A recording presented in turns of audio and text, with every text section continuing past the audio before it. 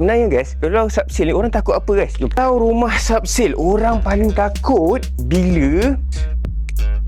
Alright, okay guys, Assalamualaikum. So hari ni kita berada di sekitar Setia Alam guys So owner rumah ni minta kita datang inspect rumah subsale dia. Jadi bila dia beli rumah subsale ni guys, apa yang kita sedia maklum lah, keadaan dia kita tak tahu ataupun unknown lah.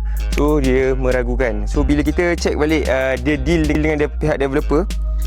Okay guys jom masuk dulu.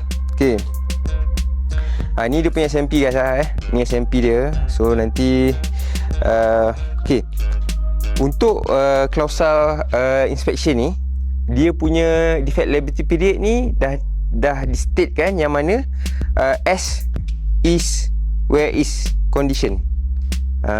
Tapi guys, owner rumah intelligent ni. Owner rumah seorang yang bijak. Jadi walaupun pihak developer kata seperti keadaan yang diterima lah, tapi dia hire tim LSB untuk mengenal pasti berapa repair cost ataupun diprioritikan yang mana perlu di repair. Okay guys, jom. So dia bagi saya SMP satu. Kemudian alright, so ini dia punya floor plan. So dia ada private pool. Jom guys, tengok sikit ada private pool ke tidak. Okay, ada. Okay cameraman. Okay angguk. Bukan cameraman yang angguk, kamera yang angguk. Okay, cantik. Alright, okay. So kat sini ada sama lah guys private pool sama. Tepi tu okay ada. Cuma kita dah check sekitar longkang-longkang pool ni masih berfungsi. Cuma adalah kita unknown apa ni kan. Okay guys, jom guys. So okay guys, sebenarnya guys, kalau subsale ni orang takut apa guys? Jom saya bagi tahu. Kalau rumah subsale, orang paling takut bila isu leaking.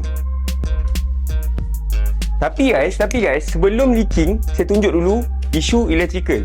Okay, cantik. Kebetulan. Alright. Tim electrical kita dah tengah inspect DB. Jadi okay guys, tengok jap. Okay, kita tengok Okay, sekarang ni kita tengah check insulation lah. Kita nak make sure dekat rumah ni ada isu insulation ke tidak. So ada short ke tidak. So ada tak wayar-wayar yang dah rapuh, ada wayar-wayar yang dah kena gigit dengan tikus, lipas tak gigit kot kan. So seperti tengok ni kan, nampak dia ada penyambungan ni abnormal. Tunjuk sikit inspector, penyambungan tak normal ya. So dia tape je guys